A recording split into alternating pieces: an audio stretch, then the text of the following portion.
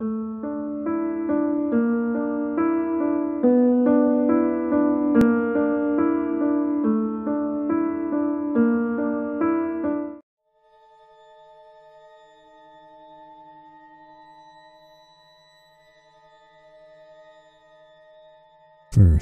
some brief context.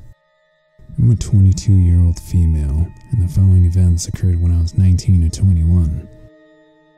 When I moved away for college, I started talking to the Catholic priest, Father Gabe, who ran the chapel and women's shelter behind my dorm building because something scary happened to me, and I didn't know who else to talk to. Plus, he was literally 100 feet from my bedroom window. Anyway, long story short, Father Gabe is the exorcist for vast surrounding areas, and he's also a demonologist who was born in and studied in Rome. He's super old, like 87, and he's super broad-minded for a priest. I feel the need to specify that I'm not an overly religious person. I'm more spiritual. My basic belief system is that there's something greater than us that our minds just simply aren't able to comprehend, and that this is the entity we label as God. There are also other things out there as well. Things that are beyond us and are sometimes malevolent. Demon isn't really the right term, but it's the only way to give a modern comparison. Basically, I think that every religion in the world has a piece to the puzzle, but none of them have the whole picture. Last, it's important to explain the reason why I began working with Father Gabriel on his cases. For the sake of space, I'm going to be very candid. I have a sixth sense, and my connection to the other side has been very strong ever since I was a small child. It runs in my family on both sides, so I guess you could say I was like the psychic genetic jackpot, for better or for worse. I told Father Gabriel about this, and after testing me numerous times, he asked me for my help with an extremely volatile case. I agreed with much hesitation, and that's where the story begins. The victim was a young boy, maybe 7 years old. I'll be using pseudonyms for the family members to protect their privacy, so let's call him Danny. Now, Danny had been acting very strange for the past few months, and his parents had taken him to numerous doctors, psychologists, specialists, etc., but they were never able to diagnose him with anything. His mom, Sarah, was a nurse, and the family wasn't particularly religious. But Sarah's parents convinced her to take Danny to the Baptist church they attended to see the pastor, and the pastor knew that there was something horribly wrong with this kid, but that he didn't have the necessary skills or knowledge to help.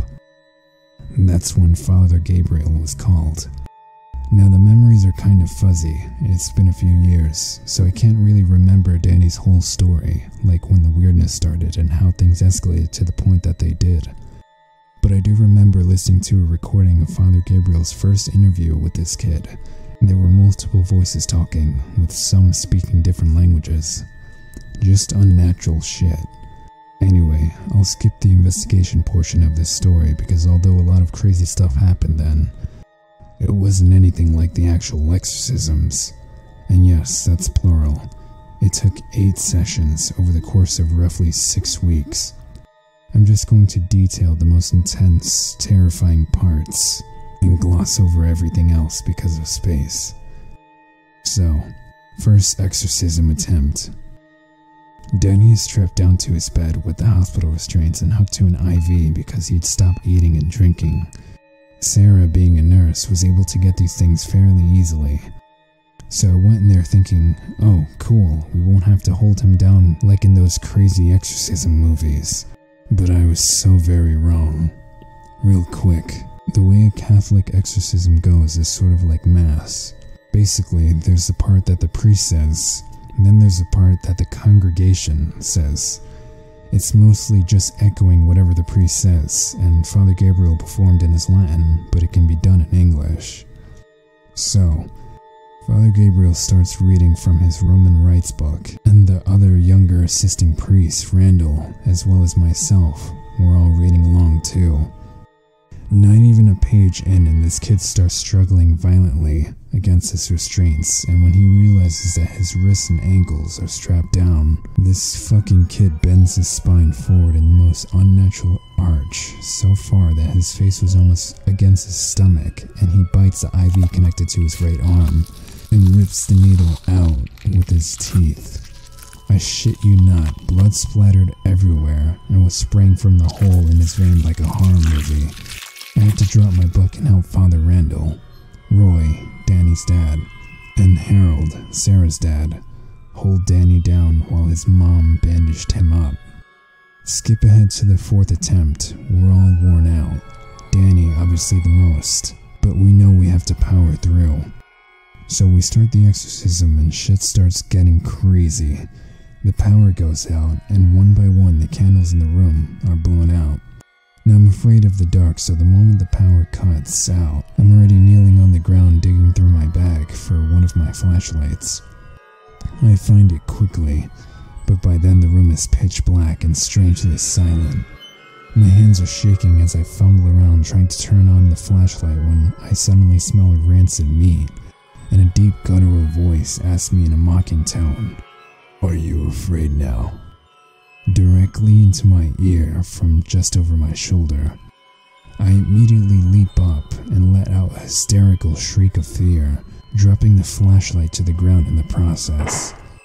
When it hits the ground, it turns on, and the beam of light darts around the room as it bounces, briefly illuminating Danny fucking standing in the center of his bed, staring right at me with the most disturbing smile I've ever seen, his eyes completely black. I hear the rest of my party release startled and unnerved squeaks and screams, and I fall down to my knees instantly and start blindly feeling around for the flashlight that I can no longer see since it went off just as soon as it had clicked on. I find it soon and flick it on to see that Danny is no longer standing on the bed like he was less than a second ago. I shine the light around, and much to everyone's shock and horror, we find him crammed into the 1.5 foot wide gap between the top of his bookshelf and the ceiling. The body is contorted and he's crying, confused as to why he's up there and in a lot of pain from the position. All the men help to get him down, and just like that the power comes back on. Skip ahead again to the 7th attempt. I'm not even sure if this kid's going to survive this, and that alone is enough to keep me rattled emotionally. We're halfway through the exorcism, and I see the main entity that has been inhabiting Danny's body suddenly appear. It's squatting on top of Danny's chest, staring down at him, laughing. Its skin is inky black, so black that it absorbs all the light that it hits instead of reflecting it. Everything about its body is so long and thin. The fingers are long as well, coming to sharp points on the ends, not like claws. Just like only continuous pointed digit. It looked almost like a skeleton wearing skin, only it was much thinner, and its mouth was full of razor-sharp teeth. And as for his eyes, there were no words in any language on this earth to describe their true malice and horror. All I can say is I never knew that the color white could be just as dark as the color black. Anyway, already being emotional, I lose it and start yelling at this thing to get off of Danny and to leave him alone. Everyone probably thinks I look insane since I'm the only one who can see this thing, but I keep demanding that it leave. It then looks at me, but I'm so pissed that I fight back the urge to cower in fear. It smiles and said in that guttural voice again, "Don't get so angry, it's all just a game." And then this thing sinks into Danny's chest. Like he just absorbed the entity. I'm still working on processing what the fuck just happened when I hear a loud metallic snap. It doesn't take us too long to realize that the sound was Danny's right-handed restraints buckle, because he suddenly sits up and slowly turns his head until he's staring at me. Once again his eyes are completely black and his face is stretched into the most horrific smile. There's a tense moment of silence before Danny opens his mouth and in his own voice asks, "Do you want to play a game?" Before I can even answer, both the power and the candles are extinguished, and I feel a gust of wind blow past me and listen as the other members of my party are slammed into the walls and shelves behind us. I'm freaking out by now and reach for my tiny flashlight that I'd clipped to my belt loop to avoid being caught without one when I realized that it was no longer there. My mind goes into absolute panic mode as I hear the sound of metal cap unscrewing and two thunks on the hardwood floor next to Danny's bed. "Flashlights are against the rules," I hear Danny say with a giggle. I'm obviously borderline shitting my pants as I squeak out to Father Gabe, "What do we do?" All I hear is the groan of pain from him, and Danny angrily shouts, "They aren't allowed to play." I'm almost crying now as I ask, "What do you want?" Another giggle. "To play." And then on come the lights. I'm nearly blinded by the sudden exposure, but when my eyes adjust, I can hardly believe what I'm seeing. All the males in our group are pinned up against the wall, obviously unable to move. Sarah and I are staring at each other with the same scared expression, and suddenly hear a low growl come out of Danny, bringing our attention back to him. He isn't smiling anymore. Instead, he looks downright livid.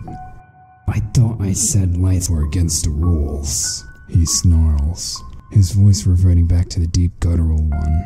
From across the house, I hear Danny's grandpa Leroy yell that he flipped the circuit breaker back on, and Danny flies into a rage. He starts thrashing wildly while yelling, "You broke the rules," over and over. Sarah and I move forward to pin him down and restrain him once again when he suddenly stops flailing. There's a toxic pause before I hear him whisper in a barely audible voice, "Now I'm going to break something." And then, his body starts contorting in the most unnatural way I'd seen since the beginning of this whole ordeal. He twisted and twisted, putting massive amounts of stress on his left shoulder as if he were trying to pry himself out of his other restraint. It clicked then what he was trying to do. Sarah and I jumped on him and tried to hold him down. I'm not ashamed to say that by this point I'd started crying. Sarah and I struggled to stop his twisting body from winding any further, but to no avail. I'm 5'7" and 130 pounds, and by no means a pushover, and Sarah was only a little smaller than me.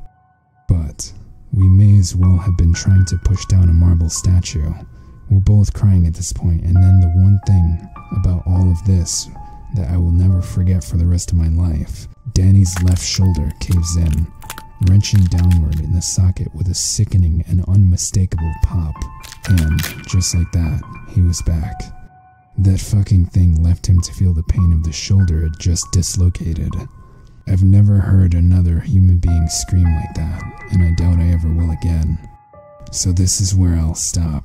I have many more stories, but I just wanted to broad stroke the most terrifying and traumatizing of the events that took place. I'm not asking anyone to believe me, but I thought that the others might find the story interesting. The world is full of both darkness and light. This experience has given me glimpses of both.